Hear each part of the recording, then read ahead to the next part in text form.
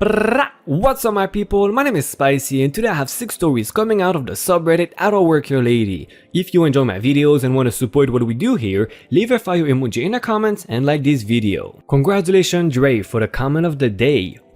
Your skin obviously tells me you work here. So I am only a 17-year-old kid who is on holiday in Rarotonga and I am Maori, so I have a fairly dark skin. I am in a clothing shop and I am browsing various clothes and putting them on my arm to try on in the changing room until a lady comes along and decides to use my arm for the same purpose. Excuse me, do you need something? Yes, these clothes. I want them in a different size.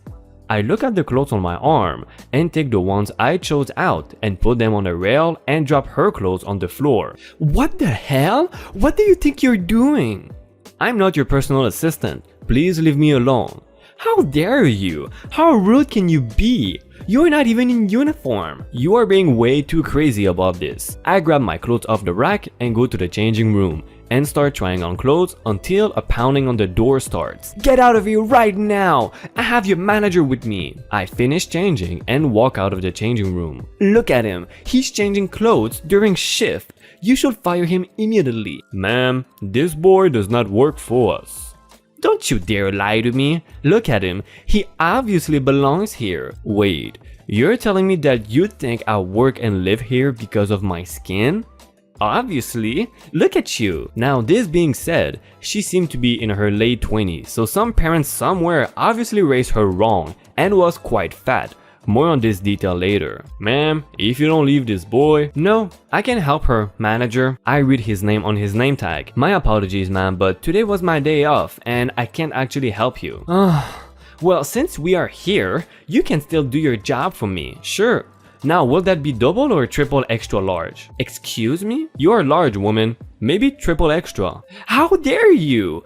Are you going to let him speak to me like this? You're right, kid. You're fired. Oh no. I guess I can do this. I walk over to the counter and grab a bottle of water from the retail fridge, then opened it, took a sip, then squeezed the bottle of water on her. I am never coming back to this place. So yeah, I was racially insulted because I had darker skin and just had to work at the clothing store.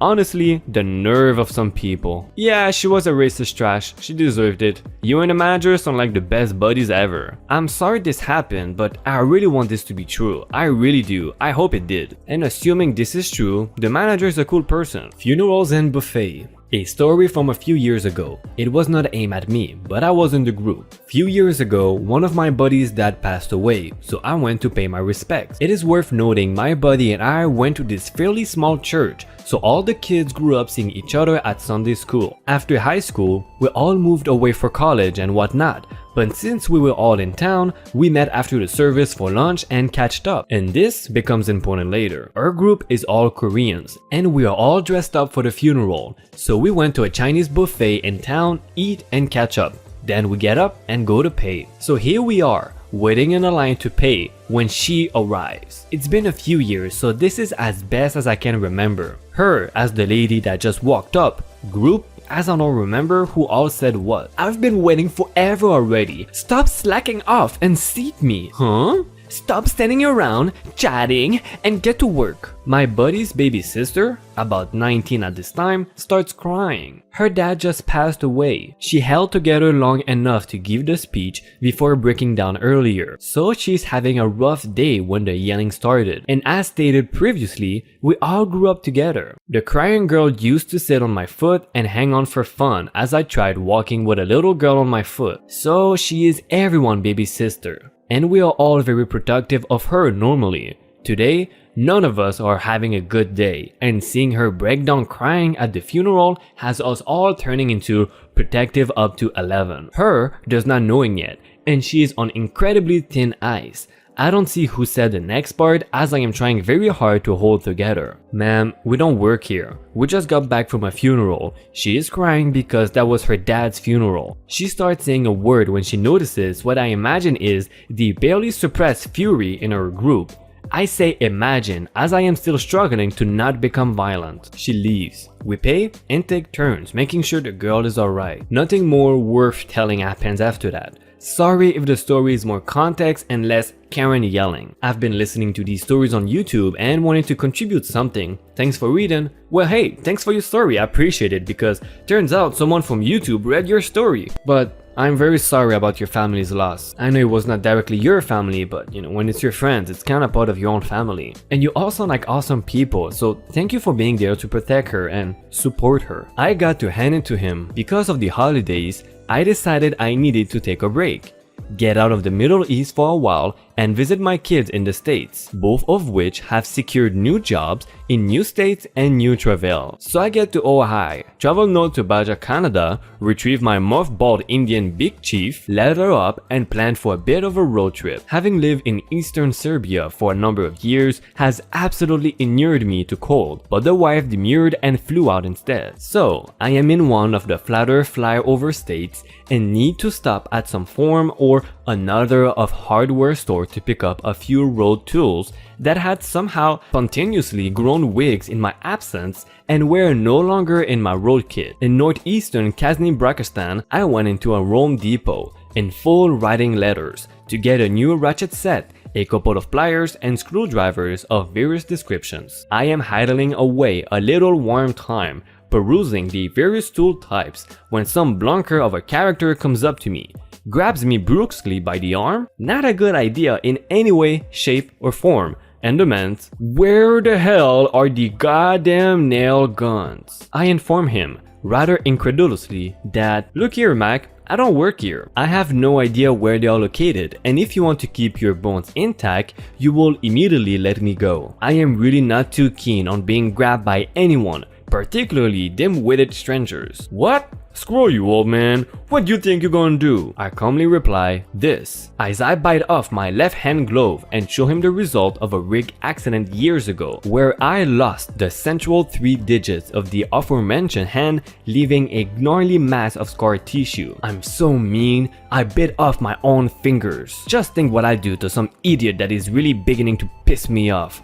The best Nazarus roll. It is odd that in all my years, I have never seen anyone recoil so quickly and turn such a lovely shade of absolute pale. One person who actually did work there was alerted by my theropod imitation, was just walking up on the scene when the mister who grabbed me did a quick 180 and left creditable skid marks exit yard on the nice commercial linoleum floor. Problem, sir? Nope, not any longer. No applause, no discount, and no one handed me a $100 bill. Just a fuzzy feeling of being able to get to go all ugly American on someone after years of tongue biting in the sandy, oily wastes. My man, I would give you 2 thumbs up. You still have those, right? This was really difficult for me to read. It took me way too long, but hey, the story was good. The writing style was so bizarre for me, it was really hard to pronounce. I did landscaping for a random landlord that thought I was a worker. I did not realize this was a subreddit. I got a good one. I was in New York doing some painting for my aunt and her real estate buddies. They put me up in a really nice brownstone that was within walking distance to all the jobs. This thing was massive. It took up half a block and had a private courtyard in the center. One afternoon, I was taking a break. I am back at the brownstone, relaxing in the courtyard. I have a beater on,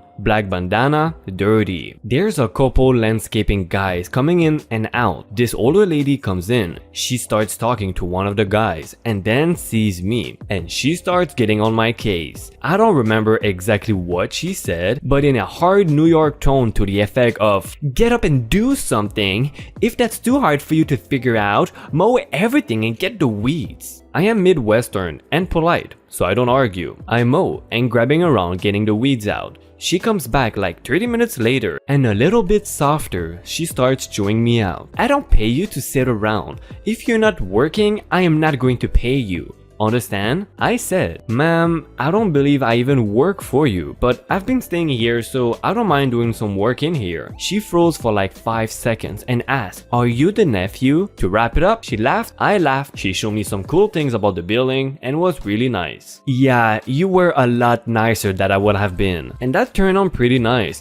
And you impressed her with your politeness and work ethic, so it's a win-win. Some people need to learn their colors. This happened a few years ago, when I had just just turned 18. On my journey to college in the mornings, I would get off at a bus station by the shopping center and buy some food for lunch. I have fatigue problems, which means I have not had slept a lot and I get very irritable, as well as skin sensitivity problems that make a poke feel like a pinch. My uniform for college consisted of black jeans and a purple polo shirt with a college name and course embroidered on the breast. I was also wearing a black hoodie with a band logo on the back and had a bright yellow rucksack on my shoulder. Staff members wore black business trousers and a blue polo top. On the morning in question, I am standing in the aisle, looking at the sandwiches, earphones in, listening to music. I was kind of spacing out, so I was not paying attention to other people, until I felt a hand grip my arm and turned me forcefully to the side. It was a woman in her 50s with a nasty expression on her face who was saying something to me. I pulled one of my earphones out and asked her what the hell she thought she was doing. She shouted, "Get those things out of your ears!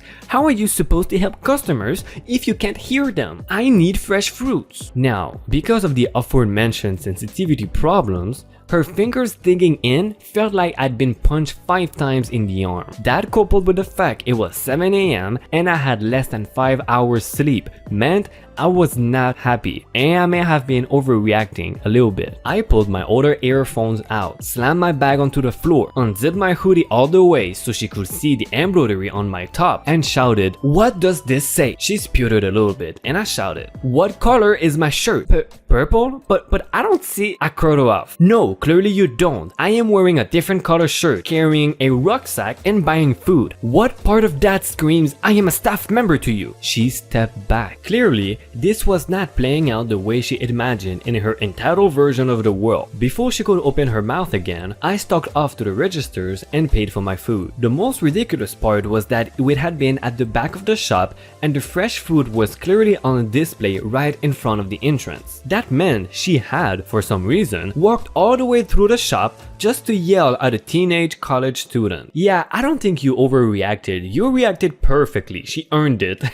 And if it was not a shutdown there, she would have kept going for sure. And she definitely crossed the line when she grabbed you. And to be fair, if someone grabs me like that without expecting it, I'll probably just punch that person without even looking, but you reacted better than I will, so congratulations. Woman goes ballistic because I don't work at Countdown. So this encounter happened to me a few years ago, so bits may have been misremembered. Cast: me will be me, Karen will be Karen, PO will be police officer, CM the Countdown manager, and CE Countdown employee. Now for the story. I was at my local Countdown, which is just the New Zealand Woolworths. I was in the bakery section when this woman, probably in her 50s, come up to me and says, "Where are the Molo Puffs?" First off, I don't work here, and second of all, no need. She cut me off. "Stop lying and go to the back and get them or I must sue you." Then Karen winks me back, making me fall over. "What the hell, lady?" This is when an employee comes over from the commotion. "Ma'am, I'm gonna have to tell you to stop screaming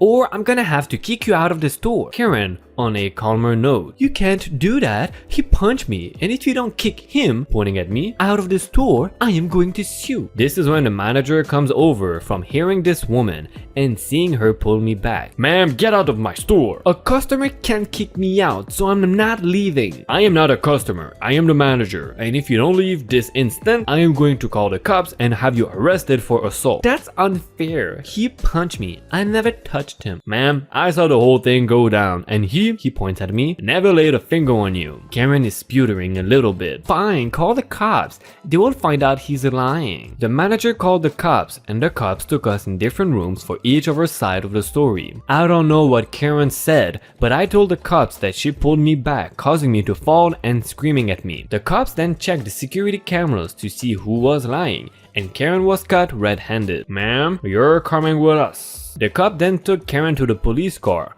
but not without screaming and kicking. That's the end of my terrifying encounter with a Karen. Alright, she must have been on some strong drugs to make someone think that doubling down on a lie is a good idea, even after a very credible witness promised to testify and being told about cameras. It is like they really think that if they insist hard enough, they will somehow turn their delusions into reality. Check out my playlist right here for I Don't Work Here Lady videos. If you can show me some support by liking the video and subscribing, this will mean the world to me. Also hit the bell button to know when we post a new video and join the notification gang. Thank you again for watching this episode of I Don't Work Here Lady. See ya!